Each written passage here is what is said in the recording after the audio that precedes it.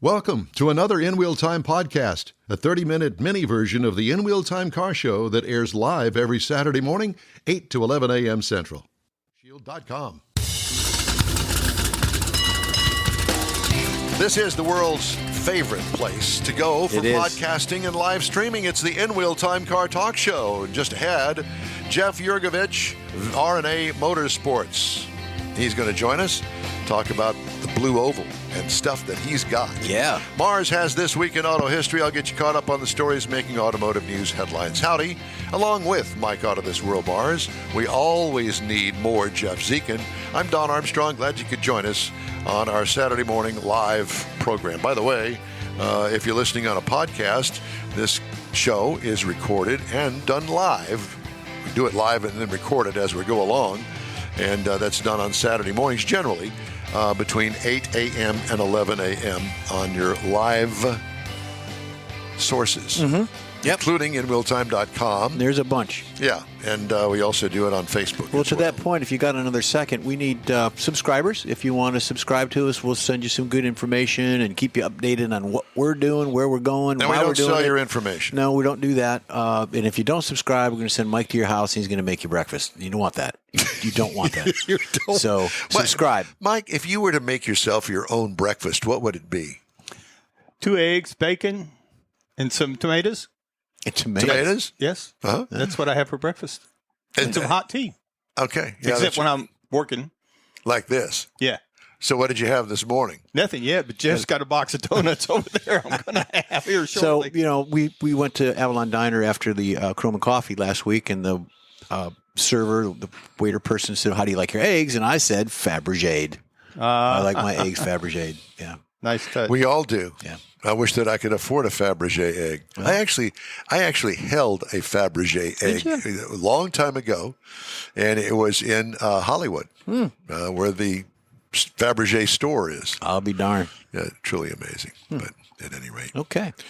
Alrighty. Now that we've got that out of our way, Subscribe. let's talk to Jeff Yergovich, R&A Motorsports. Good morning, Jeff. How are you? Whoops. Got to unmute, Jeff. You got to unmute yourself so we can hear you.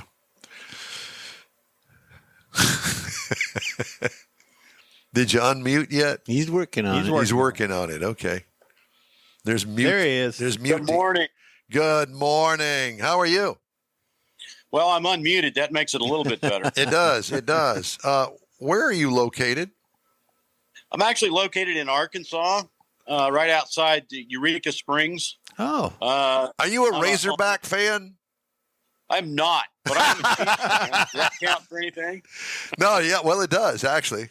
Roll Tide. I mean, it's all I can say. Boomer Sooner. Go Blue. Yeah. So at any rate, tell me about what you do over there. I understand that you're part of the Midwest Blue Oval Club.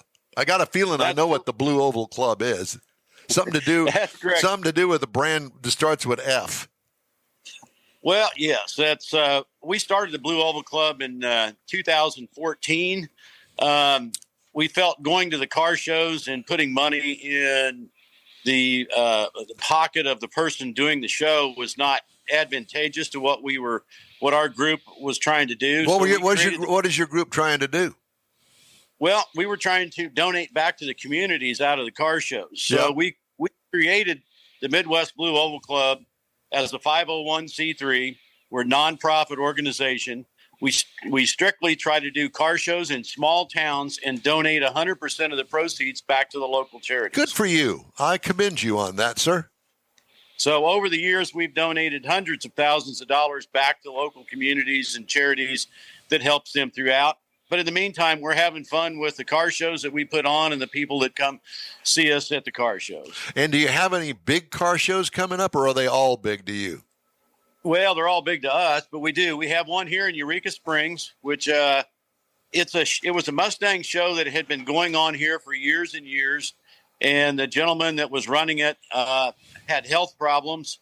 And I took it over in 2014, started running the show, and we built it up into a little bit bigger show. We now do about 3 to 4 days worth of cruises, events, sightseeing, road rallies, things of that nature. And then on Saturday, we have a car show. And we get somewhere 200, 250 cars, all in a small little parking lot inside of Eureka Springs. It's quite cozy, and people really enjoy it. Is it all limited to Ford Mustangs? It's all limited to Mustangs and Ford-powered vehicles. Gotcha. Okay. So, in other words, I could have a 38 Chevy with a Ford Coyote engine in it. You could, and we would let you in. We're glad to take. Remember, we're nonprofit, so we don't get too picky on that. We'll still take your entry fee into the car show. Yeah, and my Freakazoid car. You'd be at the back of the line, but you could get in. You park over there, Don. The best one we had come was I think it was a 76 Corvette with a Ford 289 engine. Oh my God, that's sacrilegious, isn't it? Isn't that like the opposite direction? We all had to go look at it more than once. Just No to say doubt. that it really Ford engine in it. Bizarro world there. Yeah, I can only imagine the motor mount to transition from Chevy to just Ford. the other way around. Yeah. You know, I've got a 58 whatever, and I'll drop a LS in it. That's it. Well, this is the start of our show season in Eureka Springs, Arkansas. If you've never been here, the roads are great. The driving, I want to say 1 million motorcyclists come here to drive the roads every year. Where is Eureka Springs? Is it near Hot Springs? No, we are about 3.5 hours north of Hot Springs. Okay. We're basically, Eureka Springs is about 20 miles south of the Missouri border. Okay. Into Arkansas. It's the start of the, it's up by the Buffalo River. Okay. It's still the Ozarks, but it's the start of the Boston Mountains that run all the way down into Hot Springs. Well, this is typically the most beautiful time of the year up there. We're just getting a lot of pollen right at the moment, but I'm sure everything will be green soon enough. Yep. Yeah, this is the kickoff. The Eureka Springs show is the kickoff of our show season for the Midwest Blue Oval Club. We'll have this, and it's always the weekend after Memorial Weekend. So we have a lot of the town that helps us with hotel rooms and all the events that we can do because it's after one of their busiest weekends. And generally speaking, it's an odd town that we have a population of 2,071, but there's 2,600 hotel rooms in this town. Well, obviously, it's a vacation destination.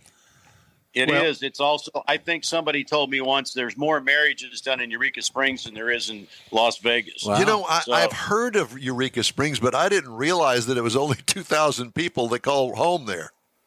Yep, that's all we've got at the moment, and it's growing. We're getting a lot of influx coming into this area and we're across the lake from Bentonville, Rogers, Fayetteville. So you got a Walmart city there.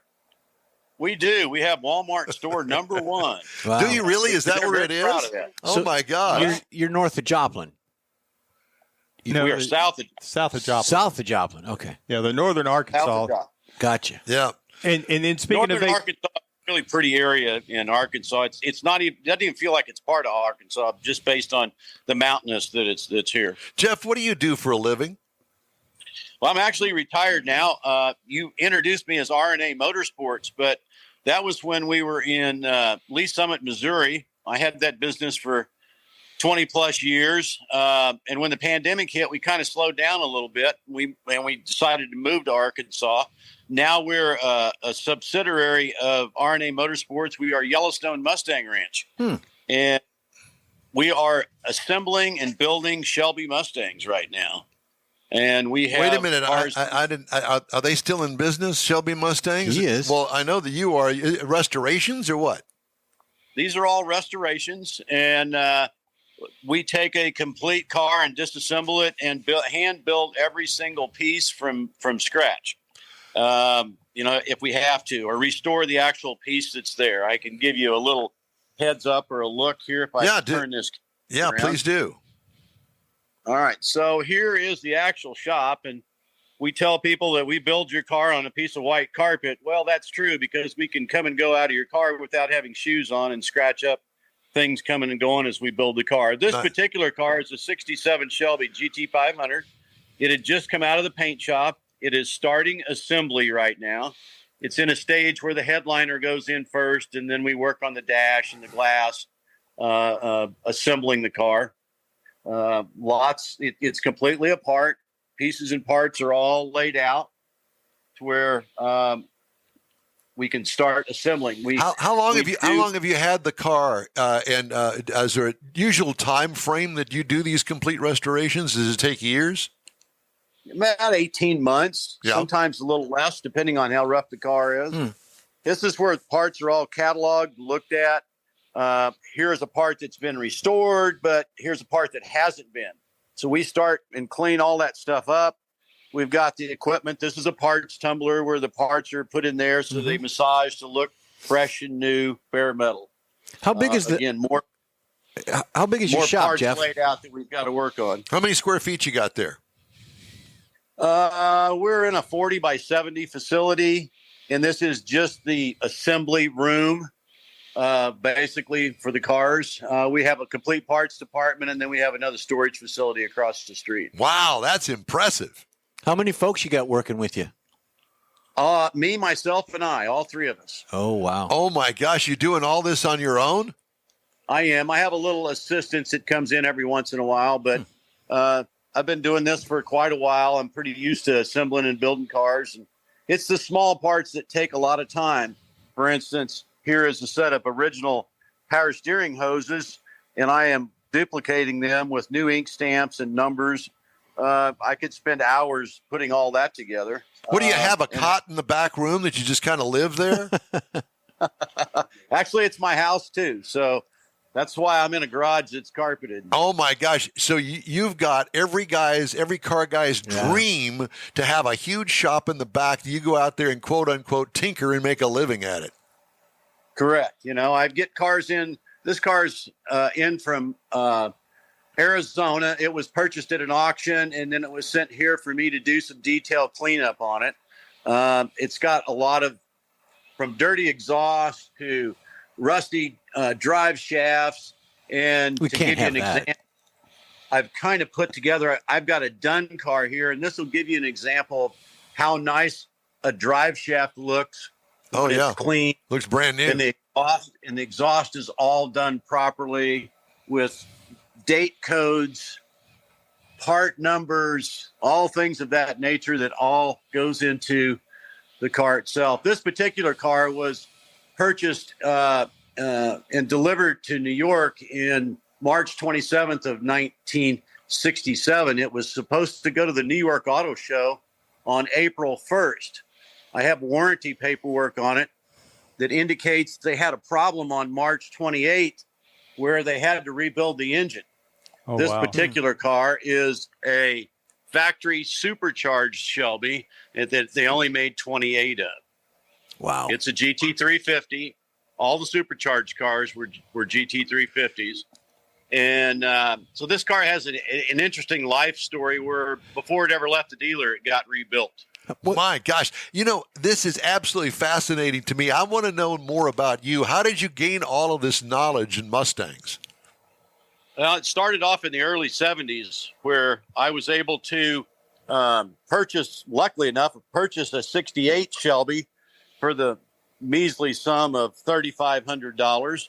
And my parents told me I needed to exit the house because I had paid more money for my first car than they paid for their car. So I started cleaning it up and detailing it because it was a pretty original car. And I started taking it to shows in the early 70s, and people would ask me to take care of their car. So in turn, I'd buy Shelbys and clean them up and fix them, and I'd do them for other people. And it kind of became more of work than it was a hobby. So I started learning about the cars as I took them apart and put them together. And it just became more and more of a passion to learn as much as I could about these cars. So I think we're going to change your name to Jeff Shelby Yergovich. Is that okay? Well, Carol was a good friend of mine, but I shouldn't take his name. Okay, well, and I respect that for sure. Well, absolutely stunningly beautiful work, Jeff. I mean, like all of us want to come up there and just sit around and watch you do your thing. I get that happen every once in a while where somebody wants to come into the shop and say, can I just hang out and watch you for a while or learn? I get other restoration shops come to me and want to know how I can figure out how to restore certain parts. And I try to retain all the original parts on a car instead of just running out and buying a bunch of aftermarket parts to put on it.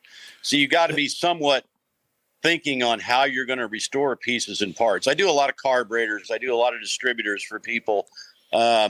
And I make them look like they're brand new out of a box when it's all said and done. Jeff, what is your legacy going to be? Are you teaching the younger group of folks, the younger car builders, the younger auto enthusiasts through the schools or anything? Are you working with them to maybe take up where you leave off eventually? That's my goal. I mean, everybody's told me I should write a book on what I know and what we. You ain't got time to write no book. You better get after it. Yeah, I've got a young guy that took over his dad's Mustang business in Chicago, and he's a younger guy, and he comes down periodically and works with me for 2 or 3 days to learn what I am doing so he can apply it on. So I am teaching the younger generation to carry on what I'm doing when I'm gone. Yeah. So you have a website we can go to and check out all your stuff? I do not have a website.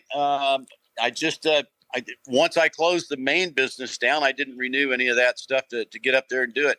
Mainly word of mouth is how I get found, and that's kind of how you found me. I just don't publicize a lot of stuff. These cars are kind of expensive, and I'm kind of in the middle of nowhere here, and that's kind of the way people like my customers. I like it. He's too busy to manage a website. All right. Well, I know I got that, but I mean, he does so much work. I would imagine that, you probably got somebody that's chomping at the bit to run your website just to get close to you, what you do over there. So what is the name of your business? The name of the business is Yellowstone Mustang Ranch.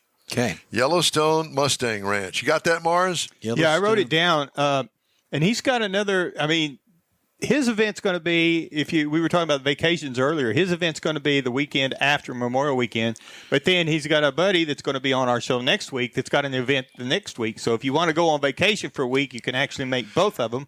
And then Labor Day weekend, Jeff is going to be at a big Shelby event that we're going to try and set up something to where we could talk to him from there, because they're going to actually give a car away. Aaron Shelby's going to be there and a bunch of people.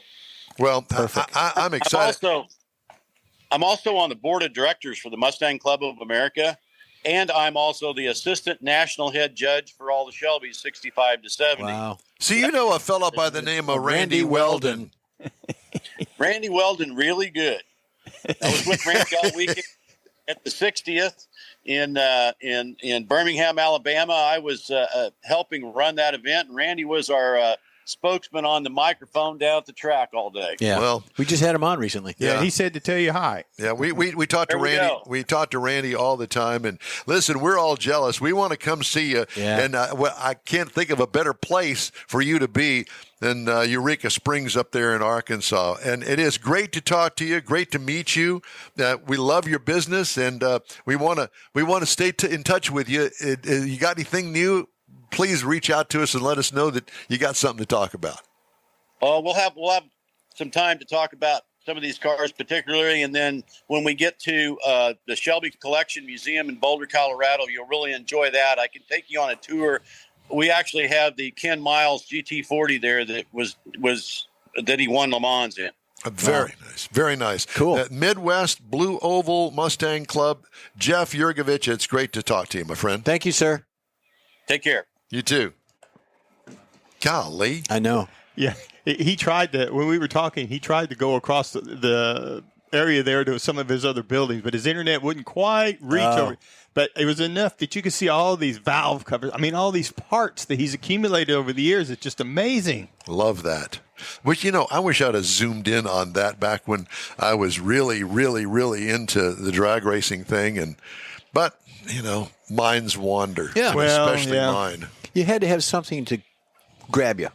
And if it didn't grab you, then you were just letting it go. Pretty much. Yeah. Hey, the In-Wheel Time Car Talk Show is available 24/7 through the iHeartRadio app. Just look for In-Wheel Time Car Talk. We also video stream on Facebook, YouTube, and InWheelTime.com, and podcasts are available from your favorite podcast provider. In-Wheel Time Car Talk Show continues right after this quick break. Pro-Am Auto Accessories has been serving Houston's auto enthusiasts since 1984, providing world-class products for sports cars, European sedans, and American muscle. Pro-Am is known as the place to go to find exclusive and hard-to-find parts and accessories. Pro-Am is one of the very first distributors in the USA for brands such as Recaro, Redline, Momo, Corbo, and Simpson. Located in the heart of Houston's premier retail and service corridor, the Galleria area, Pro-Am's walk-in storefront includes an 8,000 square foot warehouse, showroom, and installation bays. Pro-Am not only sells parts and accessories, but also offers installation and service. Pro-Am is now reaching a worldwide audience through Pro-Am.com, taking its local reputation to the rest of the world. At Pro-Am Auto, you'll be dealing with a small group of professionals who truly want to help you with your automotive needs. If you don't see what you're looking for on the website, call and Pro-Am will lend you a hand. Pro-Am Auto, 6125 Richmond at Green Ridge in Houston's Galleria area. Call them at 713-781-7755. Want to feel good about something special you did for someone special? In Wheel Time and the original Lupe Tortilla group of Tex-Mex restaurants have joined together to help a very worthy cause, God's Garage, a Christian-based 501c3 charity. We know there are lots of places and organizations out there where you can donate a car, truck, or SUV, but we're asking you, our car enthusiast family, to consider donating to God's Garage. Visit godsgarage.org and learn about its mission, the women that have been helped, how each one is screened, and about their Restore You program. A car donation is an easy way to make a difference in the lives of others. God's Garage needs good operating vehicles, but will take all types in working and non-working condition. Make your heart and soul feel good by donating your gently used vehicle and help support single mothers, widows, and wives of deployed military at godsgarage.org. Jeff now has a commercial on Keels and Wheels. 28th annual Keels and Wheels. You can go to www.keels-wheels.com. Tickets are $30 in advance. Now, if you want to get them at the gate, they're $40. Students, they're $15, and then children under 12 are free. So bring the kids out. It's all good. You got 60 years of Mustang. You got 60 years of Donzi boats. You've got a lot of creative people doing their resto mod builders and things that are going to be there. We just had a couple on the air. The event is Friday, May 3rd, 7 a.m. It opens till 7 p.m. Saturday, May 4th, gates open to the public at 10 a.m. till 5 p.m. And then Sunday, May 5th, gates open to the public at 9 a.m. till 4. We will be there. Love to have you. Yep, yeah, absolutely. Come on down. There will be transportation from the parking lots to the event itself. There's plenty of parking around there and plenty of transportation. Very good. Thank you, sir. Yep. Mr. Mars has our feature, This Week in Auto History. All right. I got to get it. Well, I mean, you go for it. You talk about it there, Mr. Mars. So this week in auto history, there's been some things going on here. The first production Packard, the thing going Packard on that hasn't been, it's been a while since you've seen a Packard, I'm sure. But a Model B Packard. I actually have never been inside of a Packard. Really? No. You? Yes. You probably had one. Not that one. No. It was a long time ago, but I do remember being in the Packard. Really? It was considered a very luxurious car. I was in Lori Brown's Hudson Hornet. I bet you were. And I was embarrassed to death because it was the ugliest car I'd ever seen in my entire life. It looked like a big bug, a big beetle. Yeah. No, this Packard was pretty nice. But the first production Packard, a Model B, was shipped out this week in 1900 to a company official. George L. West actually got the first one. Also this week, the Los Angeles Motor Dome opened in 1910. Track was constructed entirely of wood, 2x4s, and had a big steep bank on it. There's actually another picture there, Jeff. Coming up. Yep. It's a 1 mile track, which surprised me that it was so big. Wow. But they were actually get up to where they would do 100 miles an hour on this wooden track. What year was this? This was in 1910 when it opened. Well, that's when the year they discovered centrifugal force. Yeah, exactly. That and wood. Yeah. So it got expensive to keep up the wooden track, Great Depression, and so it kind of ended all that and it went away. But also this week in 1955, German automaker Volkswagen actually created Volkswagen of America in New Jersey. That's a cool shot. That's when the Volkswagen came. They were importing some of them, but that was the Volkswagen of America. They were here to stay. Then in April of 1967, General Motors reaches the milestone of actually having 100 million cars produced in the United States. Wow. That particular car, the 100 millionth, was a 1967 Chevy Caprice.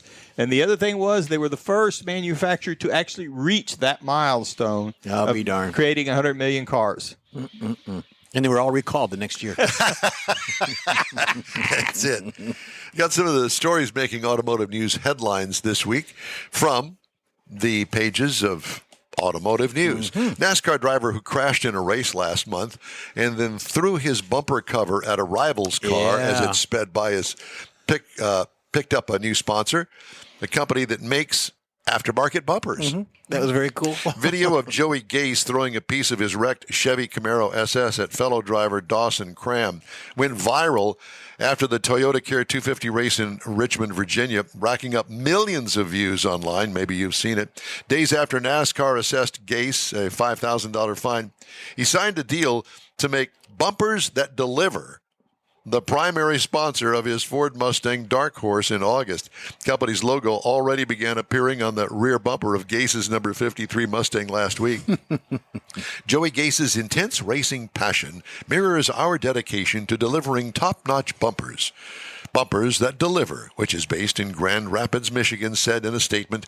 His unique bumper delivery last week showcases why we're thrilled to back Joey Gase Racing, the National Crime Prevention Council, and Donate Life. We are your go-to for premium replacement auto parts, offering convenience and quality directly to your doorstep. Or your pit. Bumper cover, which the race announcer said Gase hurled with pretty impeccable timing to land it directly on Cram's windshield, featured an ad for the National Crime Prevention Council. Gase also partners with Donate to Life to promote organ donation. I think it was pretty funny. Yeah, it was. New vehicle inventory in the U.S. continued to climb in March and reached its highest point since December of 2020, according to Cox Automotive. Cox said inventory stood at 2,837,400, and the latest estimate, a 74-day supply. Wow. Remember, there were dealerships that had no cars on their lots during the pandemic, up slightly from the previous month. Year earlier, it was 1.9 million vehicles, a 35% year-over-year increase. Cox said inventory varied greatly based on sticker price. Vehicles that were $30,000 to $40,000 had the tightest supplies at 59 days. While the supply of vehicles priced under 20 stood at 66 days, vehicles between 20 and 30 had 67 days. So if you're looking for a new car, now's the time to go look on the lot because they got them full. Yep. And speaking of that, Ford Motor Company slashed prices of its electric F-150 Lightning pickup truck as much as 7.5% as the automaker prepares to resume deliveries this month following a halt earlier this year over an undisclosed quality issue. Not going to tell you. Price cuts put in place April 5th. Partially reverse hikes in January as Ford was reducing production of its signature electric vehicle by half and eliminating a shift of workers. The biggest reduction of $5,500 is on the Flash extended range model, now starting at $67,995, the automaker said. The only problem with that is good luck in trying to find a fast charger on the public grid anywhere in the city of Houston. 2.5 hours it took me to go to find, after 3 days of looking, a fast charger. And where did I find it? Pasadena, behind a Chase Bank building on Spencer Highway. Are you kidding me? No. I'm sorry. Was the guy back there? Hey, you want to buy some electricity? No, but was he wearing a trench coat? There were a couple of other people back there charging too. Took about 30 minutes, got 80% charge. Enough of that story. Enough of it. Tired of it. Hey, we'd love to hear from you. Shoot us an email. The address is info@inwheeltime.com. Time now for a quick break. You're on the In-Wheel Time Car Talk Show, streaming and podcasting around the planet. Look for us on your favorite provider. The original group of Lupe Tortilla restaurants will have you telling your family and friends just what the original recipes mean when it comes to the best fajitas in Southeast Texas. Founder Stan Holt invites you to visit the original Lupe Tortilla near I-10 and Highway 6. Here's the original house that inspired the design of all the rest and the original charm that helped make Lupe Tortilla the go-to destination for Houston Tex-Mex. Speaking of original, nothing can compete with the original lime pepper marinade that everyone will agree makes Lupe Tortilla award-winning beef fajitas the best anywhere. Lupe Tortilla Katy is another location that gives you the same quality and service Houstonians have come to expect at Lupe's. It's located just off I-10 and the Grand Parkway at Kingsland Boulevard in Katy. Find yourself in Aggie Land? Head to the Lupe Tortilla in College Station, located just around the corner from Kyle Field. It's a great place to enjoy those famous frozen margaritas before or after the game. Headed east to Louisiana, stop in at the Lupe Tortilla in Beaumont. It too's on I-10. You can't miss it. The original group of Lupe Tortilla restaurants invite you in for the best Tex-Mex anywhere. You own a car you love. Well, why not let Gulf Coast Auto Shield protect it? Houstonian John Gray invites you to his state-of-the-art facility to introduce you to his specialist team of auto enthusiasts. We promise you'll be impressed. Whether you're looking to massage your original paint to a like-new appearance, apply a ceramic coating, install a paint protection film, nano-ceramic window tint, or new windshield protection called ExoShield, Gulf Coast Auto Shield is where Houston's car people go. Curbed your wheels? Instead of buying new, why not have them repaired? How about a professionally installed radar detector? Gulf Coast Auto Shield does that too. Get a peek inside the shop and look at the services offered by getting online and heading to gcautoshield.com. Better yet, stop by their facility at 11275 South Sam Houston Tollway, just south of the Southwest Freeway, and get a personal tour. Gulf Coast Auto Shield is your place to go for all things exterior. Call them today, 832-930-5655 or gcautoshield.com.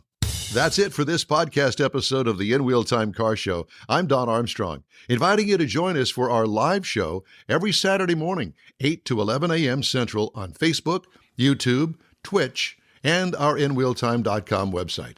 Podcasts are available on Apple Podcasts, Spotify, Stitcher, iHeart Podcast, Podcast Addict, TuneIn, Pandora, and Amazon Music. Keep listening, and we'll see you soon.